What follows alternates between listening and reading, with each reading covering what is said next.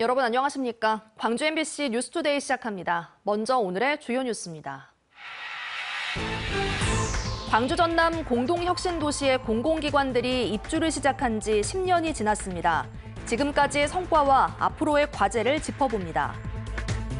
신규 소각장 입지 후보 지역으로 거론되는 곳들마다 반발하고 있는 가운데 광주시 소각장 입지선정위원회가 입지 제공물을 결정했습니다. 하장이 불가피합니다. 무덥고 습한 장마철, 실내에서 시원하게 감상할 수 있는 공연과 전시회가 풍성하게 마련됐습니다. ACC와 신세계 갤러리, 광주과학관과 박물관의 공연과 전시들을 소개합니다. 울산에서는 현대차의 친환경차 수출 증가로 부품업체들도 호황을 기대하고 있습니다. 친환경 자동차 부품업체들의 지원을 담은 미래자동차 부품산업법도 시행됩니다.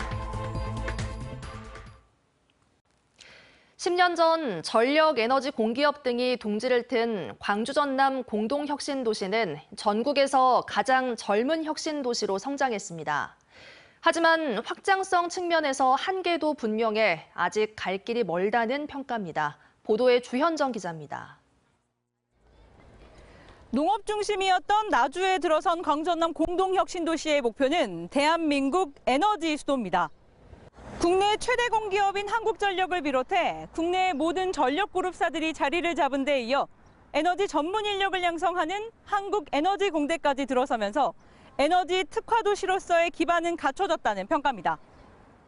이들 4개 전력기업의 나주 본사 근무자만 3,700여 명, 16개 이전 공공기관 전체 인원의 절반입니다. 이에 힘입어 나주 빛가람동 인구도 4만 명을 돌파했는데 2명 중 1명은 만 18세에서 45세 사이의 청년으로 채워졌습니다.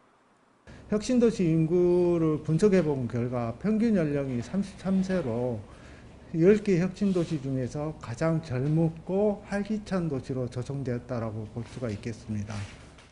혁신도시의 핵심 배후산단에 자리한 이 중소기업은 한전을 따라 이곳에 본사를 옮겨왔습니다. 품질을 인정받아 가동 6년 만에 연매출 200억 원대로 성장했습니다. 한전이 구매 물량의 최대 20%를 혁신산단 입주 기업으로부터 우선 사들이는 특별 물량 덕이 컸습니다. 하지만 이 지원제도 내년 초면 종료됩니다. 가뜩이나 전력그룹사들이 긴축 재정에 돌입한 상황에서 이 특별 지원 지역까지 해제되면 받게 될 타격이 걱정입니다. 여기 혁신산단에 내려온 업체들은 그것만 보고 내려온 업체들이 대부분이고 상당수거든요. 이 한전의 물량이 없으면 참 어려운 지경이 빠지는 거죠, 사실.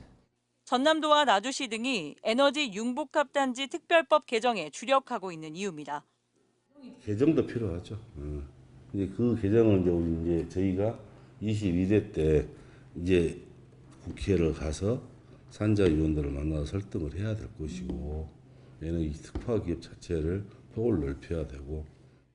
그간 한전이 나주 혁신산단 입주사로부터 사들인 우선 구매 물량만 7천억 원이 넘습니다. MBC 뉴스 주현정입니다. 장맛비는 멎었지만 여전히 흐린 날씨가 이어지고 있습니다. 현재 구름이 조금 지나고 있는 상태고요. 광주와 전남 일부 지역에서 아주 약한 빗방울만 떨어지고 있습니다.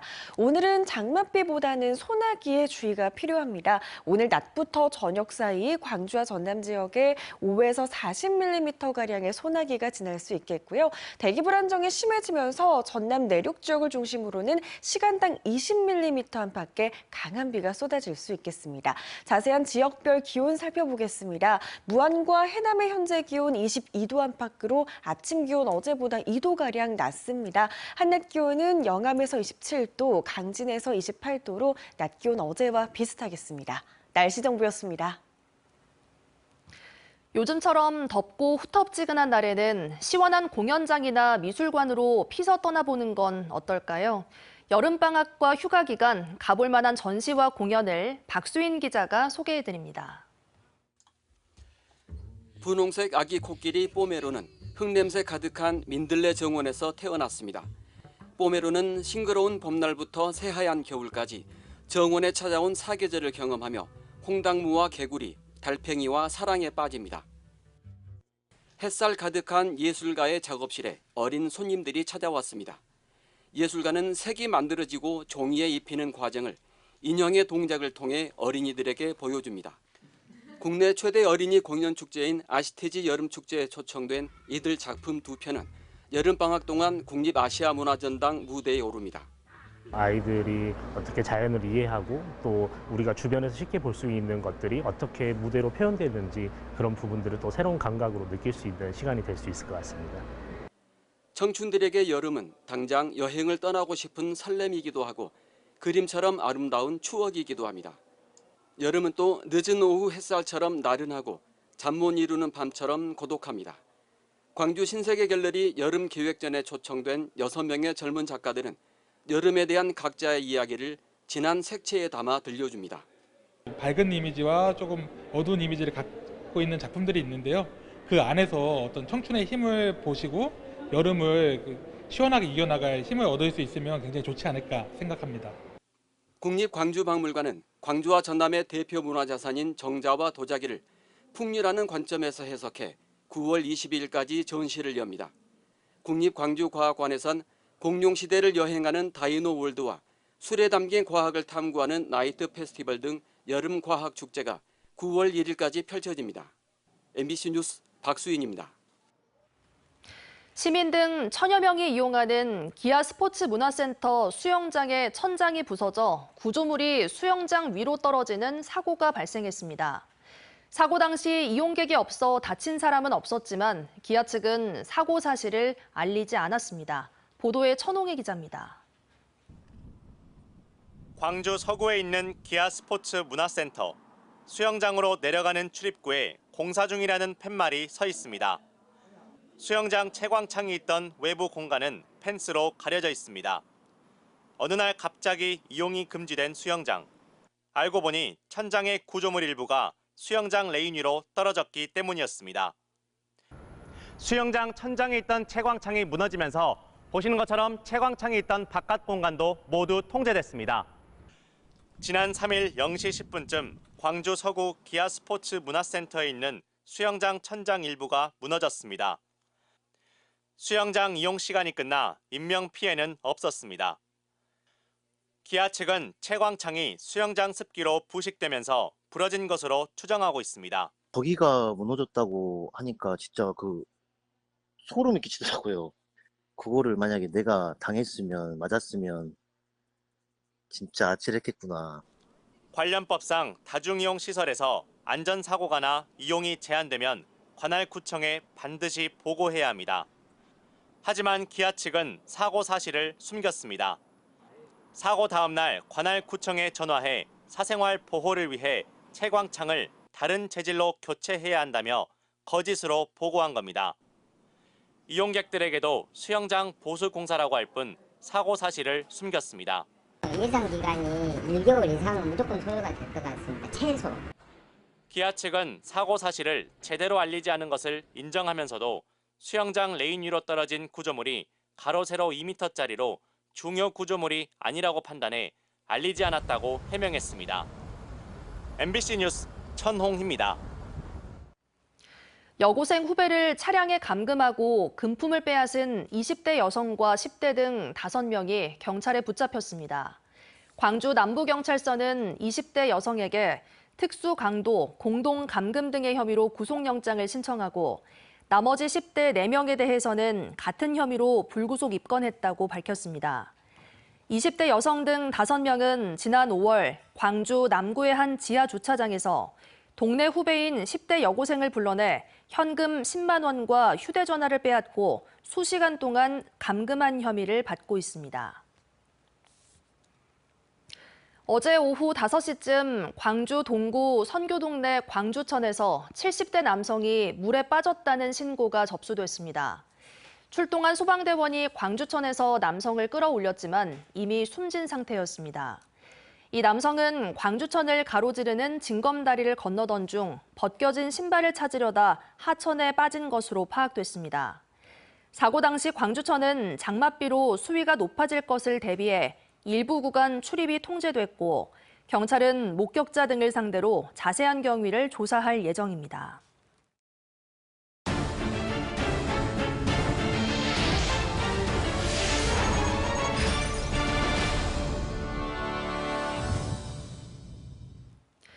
무안군 오룡 2지구 신축 아파트 입주가 시작됐지만 초등학교와 중학교는 오는 2026년 3월 개교 예정입니다.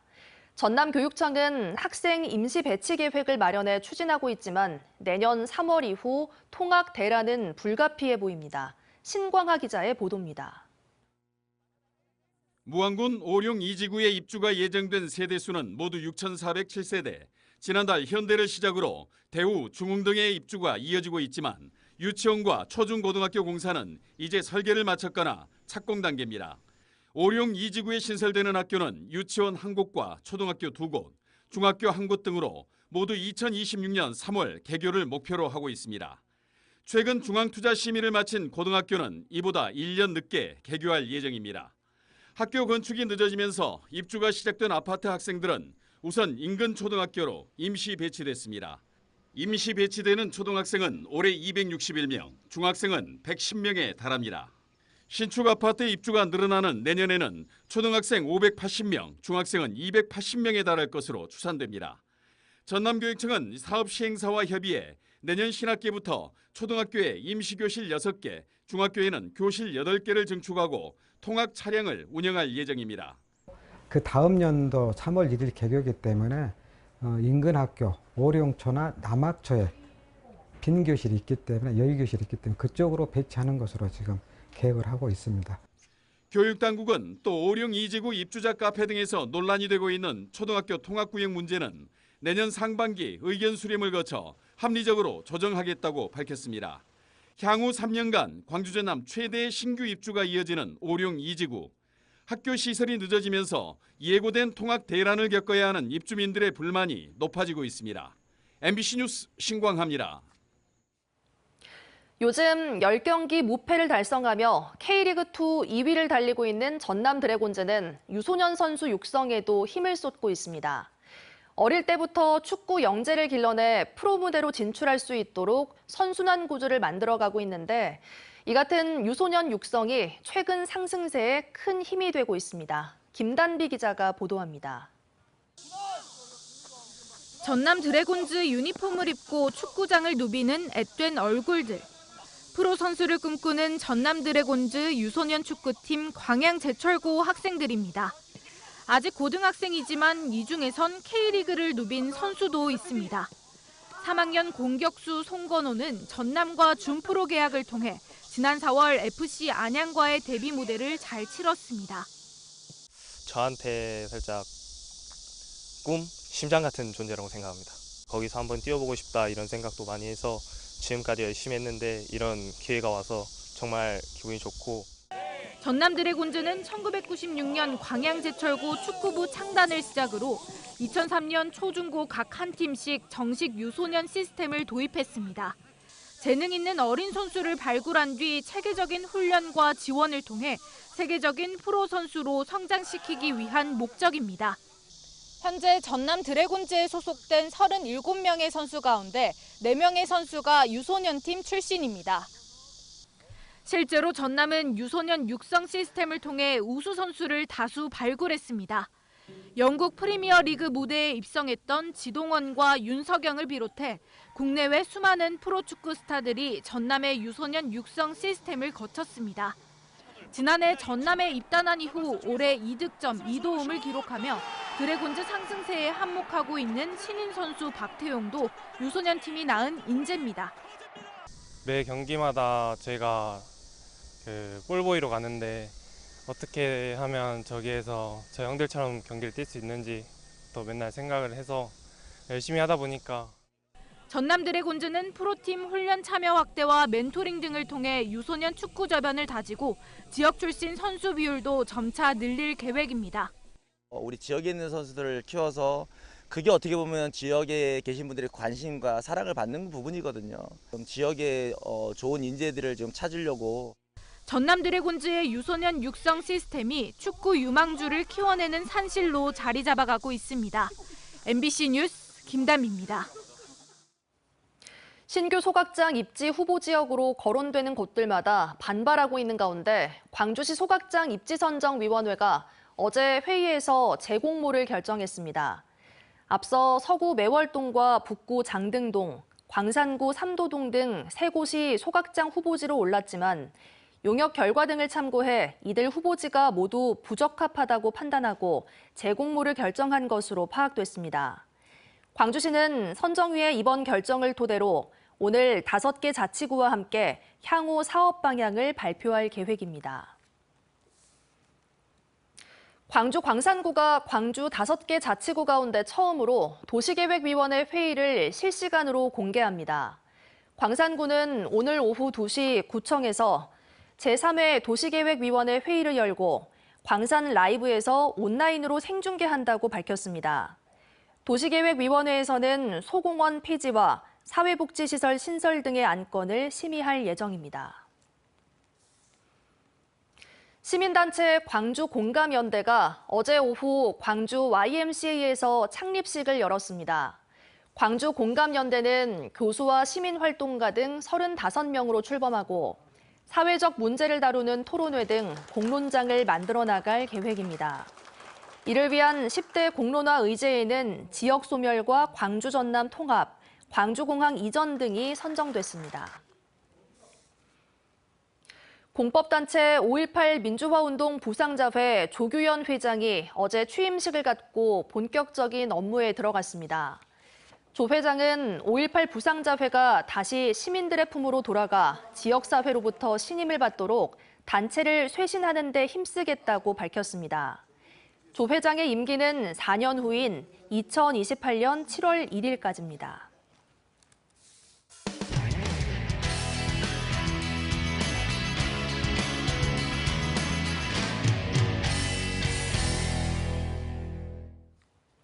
강원도 평창에 강변 풍경이 좋은 마을이 있는데 어느 날 갑자기 높은 옹벽에 갇혔습니다. 환경청에서 하천 기본 계획에 따라 홍수 예방을 위한 제방 공사를 하는 건데요. 높이 1.2m가 넘는 옹벽에 가로막힌 주민들이 피해를 호소하고 있습니다. 원주문화방송 이병선 기자가 보도합니다. 강변을 따라 하얗게 장벽이 늘어섰습니다. 1.2m 높이의 옹벽이 마을과 강을 갈라놓고 있는 겁니다. 이 1.2m가 체감상 높지 않게 느껴질 수도 있지만 평균적인 키를 가진 성인 남성의 가슴까지 오는 높이입니다. 옹벽에서 조금 떨어진 위치로 가면 아예 시야가 막혀버립니다. 지난해부터 환경청에서 하천 기본 계획에 따라 1.4km 구간에서 하고 있는 제방 공사인데 강변을 끼고 사는 주민들은 높은 옹벽이 생기면서 불이익을 보고 있다고 주장합니다. 이 마을 주변에는 펜션 단지가 여럿 있는데 이쪽에 그 손님들이 전부 끊겨가지고 영업 활동이 전부 중지돼 있는 상태입니다. 강변의 좋은 풍광을 바탕으로 영업을 하던 곳들이 피해를 봤을 뿐 아니라 마을의 장점이 사라져 집가마저 떨어졌다는 주장입니다. 게다가 주민공청회 이후 국토관리청에서 환경청으로 공사가 이관되면서 입장이 바뀌었다고 주민들은 목소리를 높입니다. 제방 둥마루를 그냥 5m 그 포장하고 그걸로 하는 걸로 지역 주민들은 알고 있었습니다. 그러나 그것이 환경부로 넘어와서 콘크리트 옹벽으로 제방 공사가 되어서 환경청에서도 주민 반발이 이어지자 추가로 의견을 청취하기 위해 현장에 나왔는데 지난 2021년 2차례 주민공청회를 통해 자연 모습 그대로 흙을 쌓는 방식이지만 사유지를 수용해 만들어야 하는 제방과 현재 상태에서 옹벽을 세우는 제방 2가지 가운데 주민들이 옹벽을 선택했다고 설명했습니다. 환경청은 100년 강우를 기준으로 봤을 때 홍수 위험이 있다며 사업의 타당성을 피력하면서도 준설 등 강폭을 넓혀 옹벽을 낮추는 방법을 전문기관에 자문하는 한편 주민 의견도 계속 수렴하겠다고 밝혔습니다. MBC 뉴스 이병선입니다. 울산 현대차가 친환경차 수출 증가로 사상 최대 호황을 누리고 있습니다. 하지만 부품업체들의 미래차 전환 준비는 미흡하다는 조사 결과가 나왔는데요. 부품업체의 미래차 전환을 돕기 위해 관련법이 시행되는데 지역 업체들이 혜택을 볼 수 있을지 기대를 모으고 있습니다. 울산문화방송 이상욱 기자입니다. 올 초부터 가동에 들어간 울산의 한 고체 전해질 생산 공장입니다. 고체 전해질은 꿈의 배터리로 불리는 전고체 배터리의 핵심 소재입니다. 현재 주류인 액체 전해질 기반의 배터리에 비해서 에너지 밀도가 높고 화재 위험성도 낮습니다. 하지만 가격이 10배 이상 비싸고 제조 공정 건설에도 많은 비용이 들어 상용화까지 해결해야 할 과제가 적지 않습니다. 여러 번 투자를 할 수가 없기 때문에 한 번 투자할 때 어느 정도 저희들이 이제 그 캐파를 좀 늘린 상태로 지금 셋업이 다 끝난 상태입니다. 그러다 보니 굉장히 자금 부담이 저희 입장에서는 굉장히 큰 상황이고요. 울산에 이런 미래차 전문 부품 스타트업은 10개 정도에 그치고 있습니다. 자동차 도시라고 하지만 정작 미래차 부품 개발 역량은 부족한 형편입니다. 더 큰 문제는 기존 자동차 부품 업체들이 미래차 전환에 선뜻 나서지 못하고 있다는 겁니다. 울산 상위 조사 결과 지역 부품업체 10곳 중 4곳 이상이 미래차 전환에 전혀 대응을 하지 못하고 있다고 밝혔는데 인력 부족을 가장 큰 이유로 꼽았습니다. 이런 문제 해결을 위해 미래차 기술 개발과 상용화에 관한 지원 근거를 담은 미래자동차 부품 산업법이 본격 시행됩니다. 오는 2027년까지 자동차 부품기업 1000곳을 미래차 부품기업으로 전환하고 외국인 투자 현금 지원과 지역 투자 촉진 보조금도 지급합니다. 아직 울산의 상당수 부품기업들이 미래차 전환에 부담을 느끼고 있습니다. 미래차 전환 지원 대상 기업에 포함될 수 있도록 최선을 다하겠습니다. 자동차 도시 울산의 지속 가능한 성장에 부품기업들의 미래차 전환이 절실한 만큼 지역 기업들이 보다 많은 지원을 받도록 하는 전략도 시급해 보입니다. MBC 뉴스 이상욱입니다. 국토교통부가 부산 가덕도 신공항 부지조성 공사기간 연장을 검토 중인 것으로 확인됐습니다. 이럴 경우 그동안 약속했던 2030년 개항은 사실상 불가능해진다고 합니다. 부산문화방송 송광모 기자가 보도합니다. 지난 5월과 6월 두 차례 진행된 가덕신공항 부지조성공사 사업자 모집은 모두 유찰됐습니다. 바다 위 공항이라는 난도가 높은 공사로 시공사들이 참여를 꺼렸기 때문입니다. 국토부는 최근 건설사, 전문가 회의를 거친 뒤 컨소시엄 참여업체 가운데 상위 10대 기업 2곳만 참여할 수 있게 한 기존 입찰 조건을 완화하는 쪽으로 가닥을 잡았습니다. 그런데 검토 중인 내용 가운데는 공사기간 변경도 포함된 것으로 확인됐습니다. 국토부는 입찰 조건 중 공사 기간과 함께 10조 5천억 원이라는 기존 공사 금액도 늘어날 가능성이 있냐는 취재진 질문에 경우의 수를 따져 검토 중이라고 변경 가능성을 시사했습니다. 공사 기간, 금액 이게 바뀔 확률이 있나요? 여기서부터 노크를 줘야 됩니다. 그게 결론이거든요. 검토하고 있다라고 봐도 무방한 거죠. 경우의 수는 다 본다고 할 수 있어요. 앞서 국토부는 2030년 개항 일정을 맞추기 위해 올해부터 6년 동안을 공사 기간으로 정한 바 있습니다. 하지만 건설사들은 공사 난이도에 비해 공사 기간이 짧고 금액도 적다는 의견을 국토부에 밝힌 것으로 전해졌습니다. 부지조성 공사 기간이 늘어날 경우 연쇄적으로 2030년 신공항 개항도 물거품이 될 수밖에 없습니다. 이 사업을 추진할 때 어느 게 더 도움이 되는가 이걸 고민하고 있고 결과는 조만간 저희가 자연스럽게 알게 되게끔 추진할 겁니다. 국토부는 새로운 입찰 조건을 담아 3차 입찰을 검토 중인 것으로 알려졌습니다. MBC 뉴스 송광모입니다. 담양군이 전남 농어촌 군 지역 가운데 삶의 질 지수가 가장 높은 도시로 선정됐습니다. 담양군은 대통령 직속 농어촌 특별위원회가 발표한 농어촌 삶의 질 평가에서 보건복지 분야 4위, 문화공동체 분야 12위를 차지하며 전국 79개 농어촌 군 지역에서는 8번째로 전남에서는 가장 높은 평가를 받았습니다. 농어촌 삶의 지수는 농어촌 특별위원회가 이번에 처음 발표한 조사 결과로 경제, 문화 공동체, 환경, 안전 등 5개 분야를 평가해 순위가 결정됩니다. 장맛비는 멎었지만 여전히 흐린 날씨가 이어지고 있습니다. 현재 하늘 모습 보시면 구름 많이 지나고 있고요. 일부 지역에서는 아주 약한 빗방울이 떨어지고 있습니다. 오늘은 장맛비보다는 소나기 소식에 주의가 필요합니다. 광주와 전남에 오늘 낮부터 저녁 사이 5에서 40mm가량의 소나기가 지나겠고요. 대기 불안정이 심해지면서 전남 내륙을 중심으로는 시간당 20mm 안팎의 보다 강한 비가 쏟아질 가능성도 있습니다. 있습니다. 자세한 지역별 기온 살펴보겠습니다. 해남의 현재 기온 22도 안팎으로 오늘 아침 기온 어제보다 2도가량 낮습니다. 한낮 기온은 26도에서 28도 안팎으로 낮 기온은 어제와 비슷하겠습니다. 구리의 한낮 기온 29도 안팎으로 예상되고요. 습도가 높아서 후텁지근한 날씨는 계속되겠습니다. 바다의 물결은 최고 2m에서 2.5m 안팎으로 일겠습니다. 비 소식은 다음 주 중반까지도 계속해서 이어지겠습니다. 날씨 정보였습니다. 이상으로 뉴스 마칩니다. 함께해 주신 여러분 고맙습니다.